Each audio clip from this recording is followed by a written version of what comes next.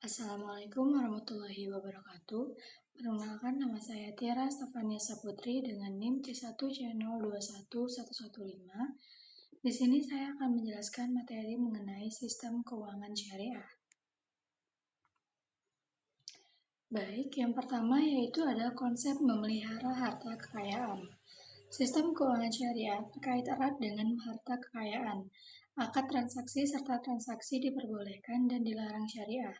Menjaga harta bertujuan agar harta yang dimiliki oleh manusia diperoleh dan digunakan sesuai dengan syariah sehingga harta yang dimiliki halal dan sesuai dengan keinginan pemilik dari harta kekayaan tersebut, yaitu Allah Subhanahu wa taala.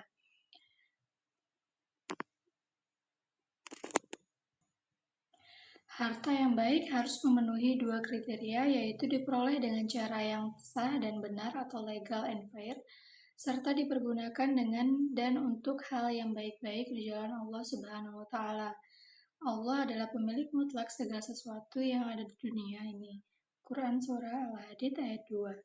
Sedangkan manusia adalah wakil khalifah Allah Subhanahu wa taala di muka bumi ini yang diberi kekuasaan untuk mengelolanya. Baik, materi selanjutnya yaitu perolehan dan menggunakan harta dalam syariah.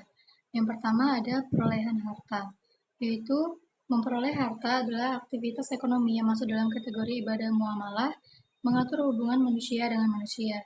Kaidah fikih dari muamalah adalah semua halal dan boleh dilakukan kecuali yang diharamkan atau dilarang dalam Al-Quran dan As-Sunnah. Selanjutnya ada penggunaan harta. Yang pertama itu tidak boros dan tidak kikir dalam batas kewajaran. 2. Memberi infak dan sedekah. 3. Membayar zakat sesuai ketentuan. 4. Memberi pinjaman tanpa bunga atau qardul hasan. Dan yang kelima yaitu meringankan kesulitan orang yang berhutang. Selanjutnya ada akad, kontrak, atau transaksi. Akad dalam bahasa Arab atau al-akad, jamaknya yaitu al-uqud, berarti ikatan atau mengikat al-rab. Menurut terminologi hukum Islam, akad adalah pertalian antara penyerahan ijab dan penerimaan qabul yang dibenarkan oleh syariah, yang menimbulkan akibat hukum terhadap objeknya. Menurut Abdul Razak Al-Sanhuri dalam Nadhariyatul Aqdi, akad adalah kesepakatan dua belah pihak atau lebih yang menimbulkan kewajiban hukum, yaitu konsekuensi hak dan kewajiban, yang mengikat pihak-pihak yang terkait langsung maupun tidak langsung dalam kesepakatan tersebut. Akad dari segi ada atau tidak adanya kompensasi, fikih muzunalat membagi lagi akad menjadi dua bagian, yakni akad tabaru dan akad tijarah atau muawadah. Akad tabaru atau gratuitous contract merupakan perjanjian yang merupakan transaksi yang tidak ditunjukkan untuk memperoleh laba atau transaksi nirlaba. Tujuan dari transaksi ini adalah tolong-menolong dalam rangka berbuat kebaikan, atau tabaruj. Tabaruj berasal dari kata bir dalam bahasa Arabi yang artinya kebaikan. Selanjutnya ada akad tijarah atau compensational contract, merupakan akad yang ditujukan untuk memperoleh keuntungan. Selanjutnya ada transaksi yang dilarang. Hukum asal dalam muamalah adalah semuanya diperbolehkan kecuali ada ketentuan syariah yang melarangnya.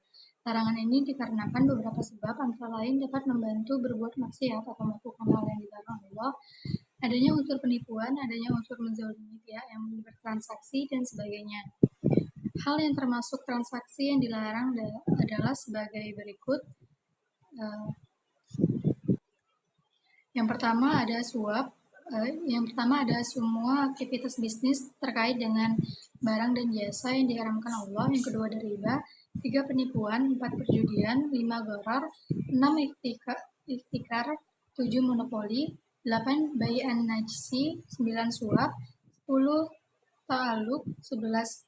Bai' al-inah. 12. Talaki al-rukban. Baik, selanjutnya ada riba dan jenis riba. Yang pertama ada riba. Riba berasal dari bahasa Arab yang berarti tambahan atau al-ziyadah, berkembang atau an-numu, dan membesar atau al-ulu. Iman Sarakzi mendefinisikan riba sebagai tambahan yang diisyaratkan dalam transaksi bisnis tanpa adanya padanan atau iwat yang dibenarkan syariah atas penambahan tersebut. Selanjutnya ada jenis riba. Jenis riba ini terbagi lagi menjadi dua, yaitu riba nasi'ah dan riba fadl.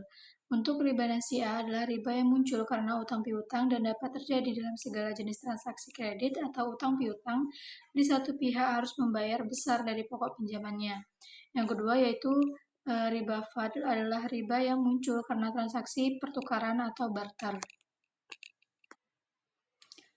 Baik, selanjutnya ada prinsip sistem keuangan syariah.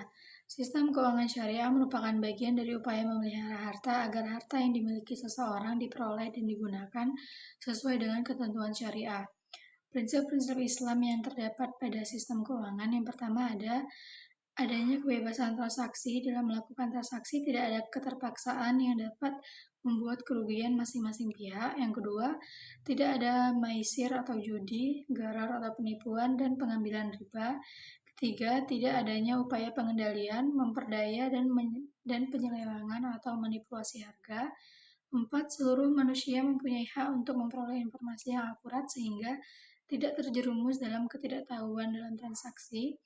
5. Pihak ketiga mempunyai hak agar terhindar dari hal-hal yang mungkin mengganggu pihak ketiga ketika pihak-pihak lain melakukan transaksi. Selanjutnya ada instrumen keuangan syariah. Yang pertama itu instrumen keuangan syariah primer. Berdasarkan teori akad sebagaimana dijelaskan, dapat diformulasikan kontrak-kontrak keuangan yang kemudian dikenal dengan instrumen keuangan. Yang pertama itu ada mudharabah, 2 musyarakah, 3 murabahah, 4 salam dan salam paralel, 5 istisna dan istisna paralel, 6 ijarah dan ijarah muntahiyah bitamlik, 7 wadiyah, 8 qard dan qadar hasan, 9 sarf, 10 wakalah, 11 kafalah, dan 12 hiwalah. Yang kedua ada instrumen keuangan syariah sekunder.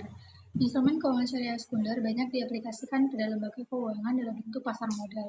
Yang pertama itu ada dana mudharabah atau mudharabah fund, 2 saham biasa perusahaan atau common stock, 3 obligasi mukorada atau profit sharing bond, 4 obligasi bagi hasil atau profit sharing bond, dan yang kelima ada saham preferen atau preference stock. Demikianlah yang dapat saya sampaikan, kurang dan lebihnya saya mohon maaf. Saya akhiri, wassalamualaikum warahmatullahi wabarakatuh.